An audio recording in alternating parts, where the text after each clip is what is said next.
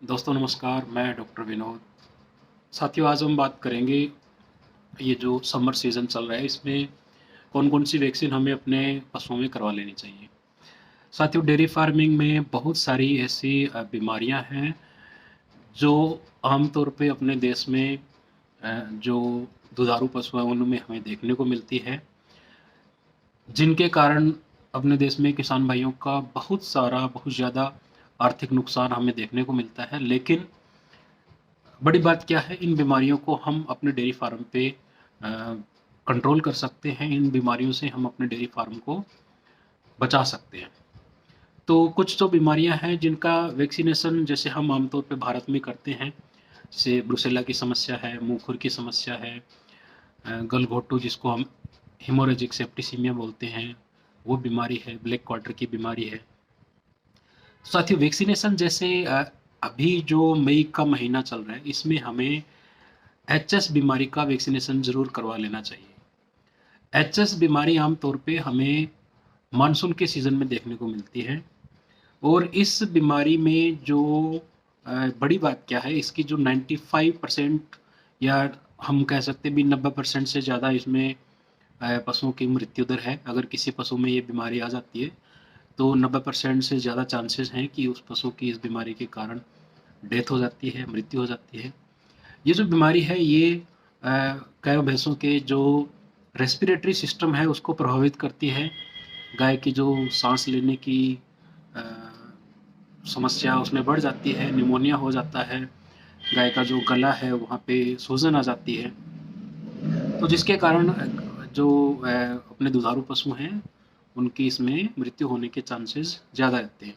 साथियों इस बीमारी का जो वैक्सीनेशन है इस सीज़न पे अभी चल रहा है। आप अगर सरकारी संस्था के साथ में आपका डेयरी फार्म है, तो आप गवर्नमेंट की जो वैक्सीन है उसका आप इस्तेमाल कीजिए। अगर आपके आसपास में सरकारी सरकारी जो डिस्पेंसरी या हॉस्पिटल्स अवेलेबल नहीं हैं, तो आप मार्केट से प्रोक्योर करके इस वैक्सीन को लगा सकते हैं। साथ ही जब हम गायों भैंसों में वैक्सीन करते हैं तो कुछ बेसिक चीज़ें हैं उनका हमें ध्यान रखना चाहिए। सबसे पहला ये कि वैक्सीन करने से 7-8-10 दिन पहले हमें जो अपने दुधारू पशु हैं उनकी डिवर्मिंग ज़रूर करें, उनके पेट के कीड़ों की दवाई ज़रूर हम उनको दे दें। उनका जो राशन है वो अच्छा करें ताकि इम्यून सिस्टम सही तरीके से काम करे और वैक्सीन है जो प्रभावशाली तरीके से पशुओं में एंटीबॉडीज़ बनाए। इसके साथ में कुछ किसान भाइयों के ये डाउट्स रहते हैं भी प्रेग्नेंट एनिमल में, गैबिन पशु में इनको हम वैक्सीन को लगाएँ या न लगाएँ। तो साथियों हमें जो लास्ट का 1 महीना है प्रेगनेंसी का एडवांस प्रेग्नेंट एनिमल को उनमें अवॉइड करना चाहिए। बाकी सारे पशुओं में आप कोशिश करें कि इस वैक्सीन को आप लगाएँ क्योंकि अ, कभी-कभार जो एडवर्स रिएक्शन है वो वैक्सीन के कारण हमें देखने को मिलती हैं। अदरवाइज़ एज़ सच वैक्सीन का कोई साइड इफ़ेक्ट दुधारू पशुओं में नहीं है। कभी-कभार गलत तरीके से वैक्सीन लगने से दर्द के कारण पशु का दूध का उत्पादन कम हो सकता है।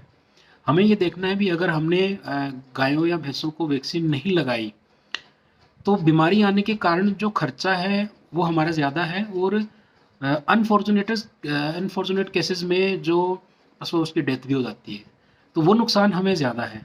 अगर 100-200 आधा आधा आधा एमएल आधा लीटर दूध कम भी हो जाता है, किसी पशु को हल्का बुखार आता है तो वो इतना मायने नहीं रखता है। अगर किसी पशु की डेथ हो जाती है या फिर तो वो नुकसान हमारा डेयरी फार्मिंग में ज़्यादा है। तो आप कोशिश करें सारे पशुओं को ये वैक्सीन ज़रूर करवाएँ। वैक्सीन जब आप करवाते हैं तो कुछ इसमें बेसिक चीज़ें आपको ध्यान रखनी है। सबसे पहला आप डिवर्मिंग करवाएँ। डिवर्मिंग करवाने के बाद में राशन अच्छा रखें। इसके बाद में आप जब वैक्सीन करते हैं तो वैक्सीन लैब से पशु के लगने तक कोल्ड चेन मेंटेन रहनी चाहिए। आप जब वैक्सीन लगाते हैं तो उसको जो वैक्सीन कैरियर बॉक्स है जिसमें आइस पैक्स रहते हैं, उनके साथ ही आप वैक्सीन को कैरी करें। सुबह के टाइम पे आप वैक्सीन लगाएँ, जल्दी से जल्दी वैक्सीन को आप ख़त्म करें। तो अगर आप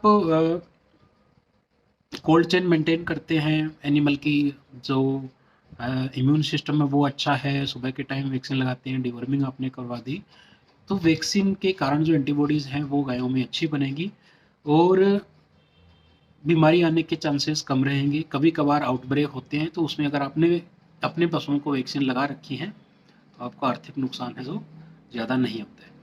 इसके साथ साथ में जैसे LSD बीमारी है, वो बीमारी आमतौर पे मच्छर मक्खियों के कारण जो वायरस है वो ज़्यादा फैलता है। इस बीमारी में जो गोट पॉक्स की वैक्सीन है वो लगती है। 1 ml की डोज आमतौर पे अभी ट्रेंड चल रहा है, आप 1, 2 या 3 ml तक भी लगा सकते हैं। LSD बीमारी जैसे किसी एरिया में अगर है तो इसका वायरस भी काफ़ी तेज़ी से फैलता है मक्खियों मच्छरों के कारण, उसका वैक्सीनेशन भी आप ज़रूर करवाएं। LSD बीमारी गायों को, जो अमेरिकन गाय है उनको ज़्यादा विपरीत तरीके से प्रभावित करती है, उसमें ज़्यादा नुकसान हमें देखने को मिलता है। भैंसों में इस वैक्सीन को लगाने की ज़रूरत नहीं है। देसी गायों में भी आप इस वैक्सीन को, जो इंडिजिनस काउज हैं उनमें भी आप इस वैक्सीन को ज़रूर लगवाएं। तो इन 2 बीमारियों का जो वैक्सीनेशन है हमें इस अप्रैल और मई के महीने में ज़रूर करवा लेना चाहिए। कुछ केसेस में जहाँ पे, कुछ एरियाज़ में जहाँ पे ब्लैक क्वार्टर की समस्या आती है, वहाँ पे आप BQ की वैक्सीन भी कर सकते हैं। साथियों, कुछ लोग ये आर्ग्यू करते हैं भी हमें 3 in 1 वैक्सीन लगानी चाहिए या सिंगल वैक्सीन लगानी चाहिए। अगर आप एफिशिएंसी की देखेंगे, एफिशिएंसी की बात देखेंगे, कौन सी वैक्सीन कितना अच्छे तरीके से प्रभावित कर रही है, तो सिंगल वैक्सीन अगर आप लगाते हैं तो वो गायों में सबसे अच्छा है, क्योंकि आपने 3 एंटीजन दिए और 1 एंटीजन दिया, तो 3 एंटीजन में हो सकता है इम्यून सिस्टम उतना इफेक्टिवली काम न करे, क्योंकि 3 एंटीजन के खिलाफ 3 प्रकार की एंटीबॉडीज हैं जो इम्यून सिस्टम को बनानी पड़ेगी। और अगर आपने 1 एंटीजन दिया है, एक ही बीमारी की वैक्सीन करी है, तो इम्यून सिस्टम को उसी एंटीजन के अगेंस्ट में, वैक्सीन के अगेंस्ट में एंटीबॉडीज बनानी पड़ेगी, तो वो ज़्यादा अच्छा है। तो आप कोशिश कीजिए एक ही वैक्सीन लगाएं। 3 वैक्सीन जब आप लगाते हैं तो क्या है, आपको जो बार बार वैक्सीन लगाने की जो लेबर है वो कम हो जाती है, गायों को जो दर्द है वो हल्का फुल्का उसमें फ़र्क पड़ता है। तो इसमें आपका डिसीजन है, मेरे हिसाब से आप सिंगल वैक्सीन जो लगाते हैं उसमें गाय का जो इम्यून सिस्टम है वो अच्छा काम करता है, तो आप 3 in 1 भी लगा सकते हैं, और सिंगल वैक्सीन भी आप लगाएंगे तो वो भी बहुत अच्छा है। तो लंपी स्किन डिजीज़ की वैक्सीन आपको अपने डेयरी फार्म पे अभी करवानी है। HS की वैक्सीन भी आपको करवा लेनी है। BQ जहाँ पे बीमारी आती है उन्हीं एरियाज़ में आप ब्लैक क्वार्टर की वैक्सीन भी करवा सकते हैं। तो ये वैक्सीनेशन साथियों आपको जून के महीने से पहले अपने डेयरी फार्म पे ज़रूर है जो कंप्लीट कर लेना है। Thank you.